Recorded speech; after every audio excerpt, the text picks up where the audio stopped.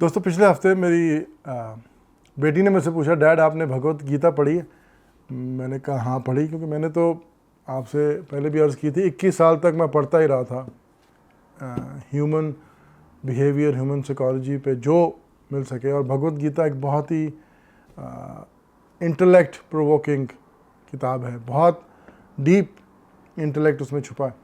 तो मैंने कहा हाँ बेटा मैंने पढ़ी है। क्यों? कहती मैं डैड पढ़ना चाहती हूँ जस्ट टू अंडरस्टैंड।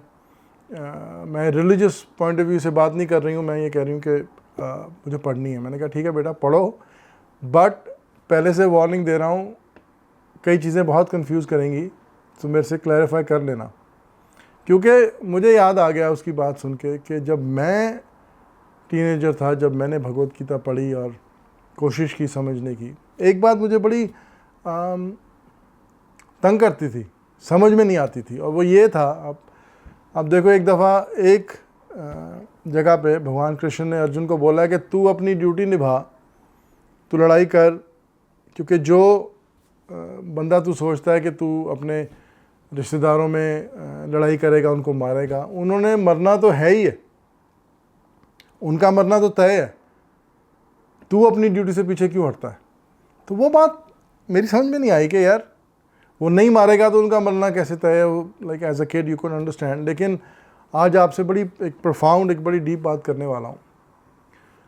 कॉन्सेप्ट ये है दोस्तों कि जिसने जैसे कर्म किए, नेचर ने उसको उसका फल दे ही देना है, राइट? अगर किसी ने गंदे काम किए हैं, किसी ने किसी को मारा है, तंग किया है, या जो भी what ever the cause is, उसका इफेक्ट तो उसको मिलना ही है। लेकिन आप जो अपोजिंग बंदा है उस सर्कमस्टांसेस में इन्वॉल्व, आप अपनी ड्यूटी से पीछे मत हटो। मैं सिंप्लीफाई करता हूँ। सपोज करो कि किसी को आपकी मदद की ज़रूरत पड़ गई। लेट्स से आपके पेरेंट्स अब बुज़ुर्ग हो गए और उनको अचानक पैसों की ज़रूरत पड़ गई है, कोई डॉक्टरी इलाज के लिए, और आप वहाँ पे नहीं हो, लेकिन उन्होंने बोला है कि भाई इतने पैसे चाहिए। आपका फ़र्ज़ ये बनता है कि आप ना सिर्फ उनकी मदद करो, बल्कि ये समझो कि ये आपकी खुशकिस्मती है कि आपको ये मौका मिला। क्यों? क्योंकि उनकी ही मदद तो हो ही जानी है। अगर उनके कर्म ऐसे हैं कि उनको हेल्प राइट टाइम पे मिलनी है, तो उनको तो मिल ही जानी है। आप इसको अपनी खुशकिस्मती समझो कि आपको मौका मिला हेल्प करने का। सपोज करो किसी का एक्सीडेंट होता है, राइट? और उसका एक्सीडेंट हुआ एक बड़ी बिजी स्ट्रीट पे, और जब वो गाड़ी से बाहर गिरा एक्सीडेंट होके, और साथ में एक डॉक्टर की गाड़ी निकली, डॉक्टर रुका, उसने इमीडिएटली सही इलाज किया, बंदा बच गया, राइट? वर्सेस किसी जंगल में किसी की गाड़ी पेड़ से टकरा गई, ना कोई आसपास है, ना फ़ोन है, ना सिग्नल है। तो जिसकी किस्मत में उसके कर्मों का ये रिज़ल्ट है कि उसकी हेल्प होनी है, उसकी हेल्प तो हो ही जानी है, वो ऐसे सर्कमस्टांसेस में होगा। लेकिन अगर आपको मौका उसकी हेल्प करने का मिल रहा है, तो इसको अपनी खुशकिस्मती समझो।